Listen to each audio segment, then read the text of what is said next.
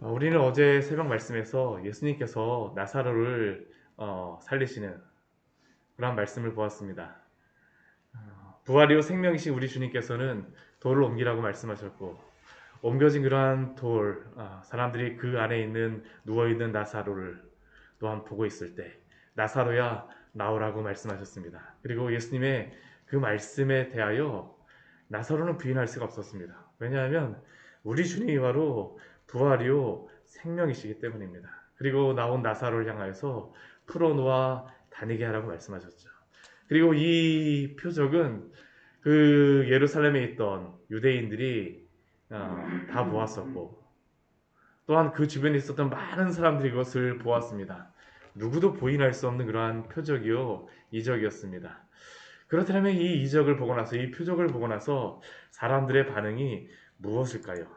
오늘 말씀 바로 그 이후에 일어났던 그러한 예수님의 놀라운 표적 이후에 일어나는 그러한 사건입니다. 어제 말씀에 보게 되면 45절과 46절을 보면 많은 사람들은 많은 유대인들 중에 어떤 이들은 또 예수님을 믿었다라고 우리에게 말씀하고 있지만 또 어떤 사람들은 바리새인들에게 가서 예수님이 행하신 일을 고하였다라고 이야기합니다. 그리고 이러한 이야기를 들었던 대제사장들과 바리새인들이 공회를 모았습니다. 그리고 그 사람들이 모여서 이야기를 합니다. 이 사람이 많은 표적을 행하였다. 이 사람이 많은 표적을 행하였다. 이렇게 모여서 그 예수님께서 많은 표적을 행하였다라는 것을 그들이 서로 이야기하면서 예수님을 믿기 위하여서 그렇게 모여서 이야기할까요? 그렇지 않습니다. 이 사람들은 표적 자체는 부인하지 않습니다. 앞에 그 나면서 맹인되었던 사람을 눈을 뜨게 하신 것에 대하여서는 그들이 정말로 눈을 뜨게 하였느냐라고 하면서 맹인을 불러오고 부모를 불러오면서 정말로 그것을 그리스도라고 이야기하게 되면 출교시키겠다라고 하기까지 막 위협하면서 그들이 어떠한 꼬투리를 잡고자 했으나 이번에는 누구도 그것을 부인할 수가 없습니다. 표적 자체에 대하여서는 이들은 분명히 알고 있고 믿고 있습니다. 왜냐하면 이것은 그들에게 사실이었기 때문입니다. 다 보았기 때문입니다. 근데 이 표적 자체가 그들을 변화시켰느냐? 그렇지 않다라는 것을 우리에게 말씀하고 있죠. 표적이 사람을 변화시키는 것이 아니라는 것을 우리에게 말합니다.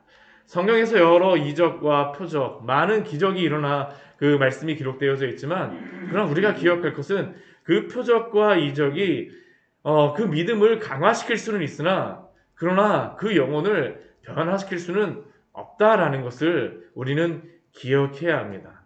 바로 이것보다 더 분명하게 보여주는 것이 무엇이겠습니까? 우리가 앞에서 오병이어의 예수님께서 표적을 행하신 다음에 우리에게 표적을 보여달라고 유대인들이 이야기하였었죠. 근데 이렇게 표적을 보고 나서 이제는 뭐 부인할 수가 없습니다. 이 표적을 보고 나서 그들이 행하였던 것은 믿지 않는 그러한 불신앙의 모습이라는 것이죠. 우리가 오늘 이 나사로의 말씀을 이 11장에서 나사로를 살리시는 말씀을 보고 있지만 이 나사로라고 하는 이름과 또 관련되어서 예수님께서 예화로서 말씀하시는 것이 누가복음 16장 말씀에 나와 있습니다. 누가복음 16장 말씀을 보게 되면 부자와 나사로의 그러한 비유에 대한 그러한 말씀이죠. 이 비유에서 그 부자와 나사로가 둘 다 죽게 되어집니다. 그리고 죽고 난 이후에 부자는 음부에 가고 나사로는 아브라함 품에 갔었죠. 그리고 이러한 상황 속에서 부자가 아브라함을 향하여서 요청하는 것이 있었습니다. 우리 말씀 같이 그 부분을 한번 보도록 하겠습니다. 누가복음 16장 29절 말씀 같이 한번 보도록 하겠습니다. 누가복음 16장 27절, 28절, 29절 말씀을 우리 보도록 하겠습니다.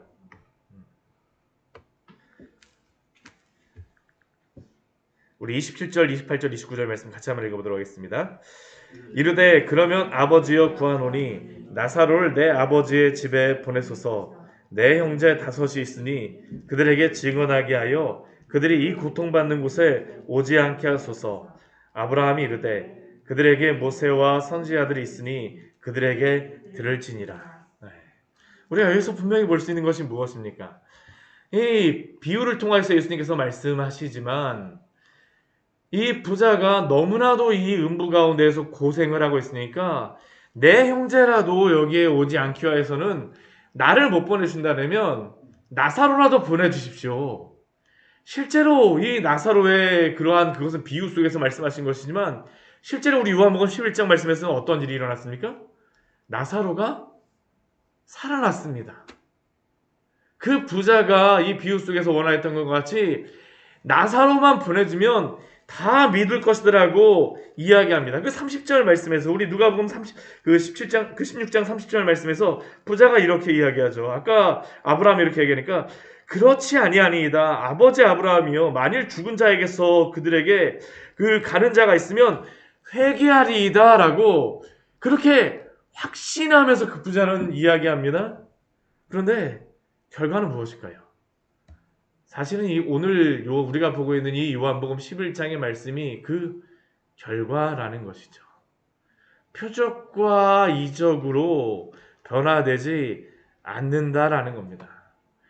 모세와 선지자의 말씀, 성경을 듣고 믿지 않는 자들은 아무리 큰 표적과 이적이 있다 할지라도 사실은 그 마음속에서 부인하려면 오늘과 같은 이러한 일이 일어날 수 있다라는 것을 우리에게 말씀하여 주고 있죠. 왜 대제사장들과 바리새인들이 믿지 아니할까요? 우리한테 표적을 보여주면 우리가 믿겠다라고 하였던 이 사람들이 왜 믿지 아니할까요?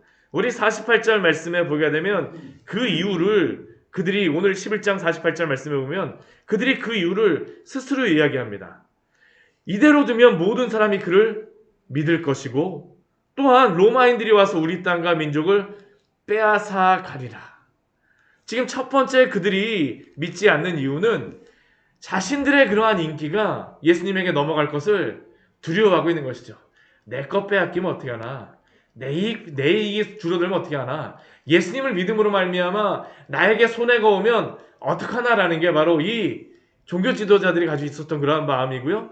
또 하나는 또 그것과 거의 진배 없지만 이 로마인들이 와서 우리 땅과 민족을 빼앗아 가리라.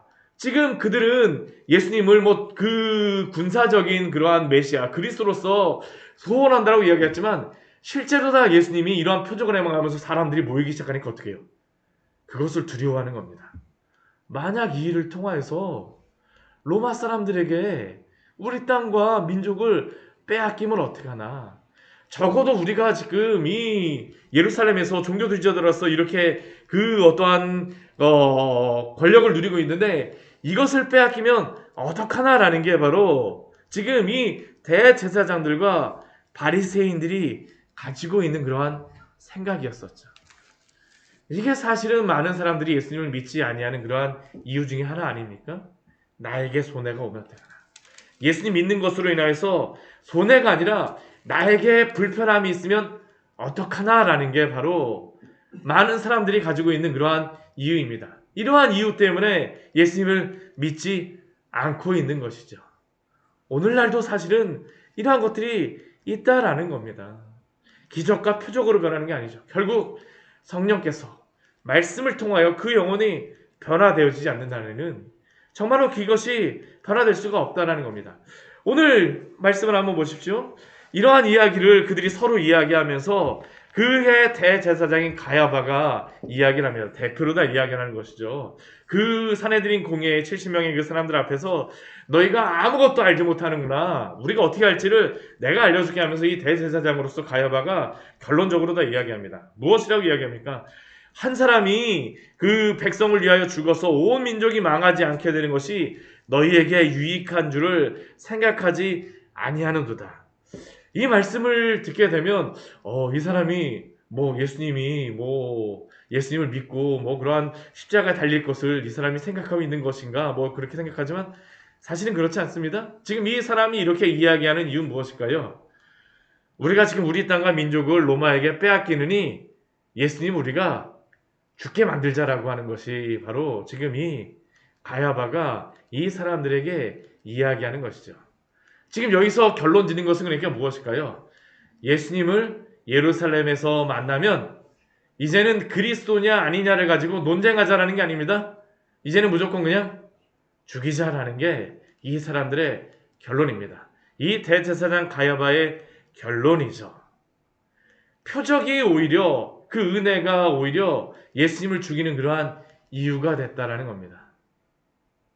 그런데 이것은 이 사람들은 이 표적을 통하여서 예수님에 대해서 패역한 마음을 갖고 예수님을 죽이고자 하지만 그러나 이들의 이러한 생각은 예수님을 반역하는 이러한 생각은 무엇으로 이루어지게 될까요? 우리 51절과 52절 말씀 우리 같이 한번 읽어보도록 하겠습니다. 이 말은 스스로 함이 아니요 그 해의 대제사장이므로 예수께서 그 민족을 위하시고 또 그 민족만 위할 뿐 아니라 흩어진 하나님의 자녀를 모아 하나가 되게 하기 위하여 죽으실 것을 미리 말함이로라. 아멘. 비록 이 사람들은 이것을 통하여서 예수님을 죽이고 자신들의 권력을 유지하겠다라고 해서 예수님을 죽이고자 하지만 하나님께서는 예수님을 죽이고자 하는 이들의 그러한 마음과 이 행위를 통하여서 무엇을 이루실까요? 이스라엘 백성을 구원하시고 또한 이스라엘 민족들뿐만 아니라 흩어진 하나님의 자녀들 온 세상에 또한 이방인이라고 불렀지만 하나님께서 택하신 그러한 하나님의 자녀들을 모아서 구원하실 것을 우리에게 약속하여 주시는 것입니다. 결국 예수님께서 죽으시는 그러한 이유가 무엇일까요? 이 유대인뿐만 아니라 헬라인, 이방인들을 위하여서 대신 그 죄의 대속물이 되어주심으로 말미암아 우리의 죄를 담당하시기 위하여서 예수님이 죽으셨다라는 것을 오늘 말씀 우리에게 알려주고 있습니다. 결국 이것은 무엇이겠습니까? 세상의 많은 그러한 악의 그러한 세력들은 복음을 대적하며 복음을 무너뜨리려고 할 수도 있지만 그러나 하나님께서는 그러한 악한 그러한 방법까지도 사용하심으로 당신의 그 구원의 일들을 이루신다라는 것을 우리에게 약속하고 있습니다. 이것을 우리가 잘 기억해야 됩니다. 때로는 여러 가지 우리에게 악한 일이 벌어질 수도 있고 고난이 있을 수도 있고 여러 가지 안 좋은 일들이 있을 수도 있습니다. 그러나 하나님께서는 어떻게 하실까요? 그 모든 일들까지도 합력하여서 선을 이루시는 하나님이신 줄 믿습니다. 하나님의 그 구원을 이루어 가시는 것이죠. 우리의 삶 속에서도 세상의 그러한 방법이 안 좋은 일이 생겼다 해갖고 그것이 안 좋은 일로 끝날 거라고 생각하지 마십시오. 그 너머에 하나님께서는 항상 일하신다라는 것을 우리는 기억해야 합니다. 문제가 있다라는 것이 우리에게 문제가 아니라 그 문제 너머에 있는 하나님을 보지 못하는 우리의 불신앙의 그러한 눈이 있다면 그게 오히려 우리에게 더 큰 문제임을 기억하십시오. 하나님은 그 문제까지도 해결하실 수 있는 하나님이십니다. 모든 것들을 이루시는 분이시죠. 바로 예수님의 그러한 구원을 이루시는 그러한 방법으로 사용하시는 것입니다.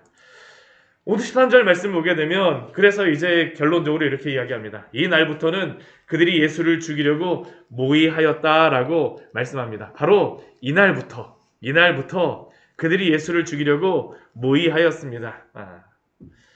그리고 이러한 것들을 아셨던 그러한 예수님께서는 어디로 가시냐 하면 54절 말씀에 보게 되면 이 예루살렘 주변에 머물지 않으시고 빈들로 다 가셨다라고 이야기합니다. 광야로 다 가신 것이죠. 이 에브라임이라는 그러한 동네에 가셨는데 오늘날 타이베라고 하는 그러한 지역으로 생각을 합니다. 예루살렘에서만 20km 내외로 다 떨어져 있는 그러한 지역입니다. 그러니까 이 예루살렘이 아주 먼 지역은 아니에요. 먼 지역은 아니고 이 예루살렘에 있던 그 유대인들이 예수님을 붙잡으러 오기에는 좀 힘들지만 예수님이 언제든지 올라오실 수는 있는 지역. 그리고 이 지역이 어디냐면 혹시 기억이 나실지 모르겠습니다. 사사기에서 그 이스라엘 백성들이 서로 지파 간에 전쟁을 하였을 때 베냐민 지파가 도망갔던 그러한 지역이 바로 요 에브라임 지역 림몬바이 있는 데가 바로 요 지역에 가까운 데에 있습니다. 예수님께서 또한 이곳에 피해 가서 계신 것이죠. 그리고 우리 55절 말씀에 보게 되면 이제 6월절이 가까웁니다. 이 6월절은 어떠한 6월절이겠습니까? 예수님이 십자가에 못 박히시는 때입니다. 유대인들이 이제 모든 배경들이 다 완성이 되었죠. 유대인들은 예수님을 죽이기로 이미 결심하였고, 또한 하나님께서는 그들의 그러한 악한 생각까지도 사용하심으로 우리를 구원하실 방법을 사용하시기로 행하셨다는 것을 우리에게 말씀하여 주고 있습니다. 이 유대인들이 유월절에 모이는 이유 무엇이겠습니까? 자기를 성결하게 하기 위하여서 모인다라고 말을 하고 있죠. 근데 성결하기 위하여서 모였던 이 사람들은 무엇을 하고자 합니까? 여기에 모여갖고 야, 예수라고 하는 사람이 올까? 안 올까? 하면서 서로 간에 막 이렇게 이야기를 하죠. 그런 가운데 그들이 이렇게 이야기하는 이유는 무엇이냐면 대제사장들과 바리새인들이 누구든지 예수 있는 곳을 알거든 신고하여서 우리에게 잡게 하라라고 하는 그러한 이유입니다. 그러니까 예수님이 죄인이 아님에도 죄수가 아님에도 불구하고 현상금이 걸린 그러한 죄수와 같이 사람들에게 보여졌다라는 것이죠. 사람들이 성결하게 하기 위하여 자신들은 예수를 붙잡음으로 말미암아 또한 유월절을 지킴으로 말미암아 성결하게 된다라고 하지만 그러나 그것으로서 성결하게 되지 않습니다. 하나님의 어린 양이신 예수 그리스도가 유월절 어린 양이 되심으로 우리를 구원하심을 기억하십시오. 때로는 여러 가지 상황 속에 많은 고난 속에 이것은 좀 너무 힘들지 않은가요? 그러나 그러한 가운데에서도 하나님은 하나님의 구원을 오늘도 이루어 가십니다. 우리는 그것을 또한 믿고 믿음으로 살아가는 사람들입니다. 같이 기도하도록 하겠습니다. 하나님 아버지, 오늘 말씀을 통하여서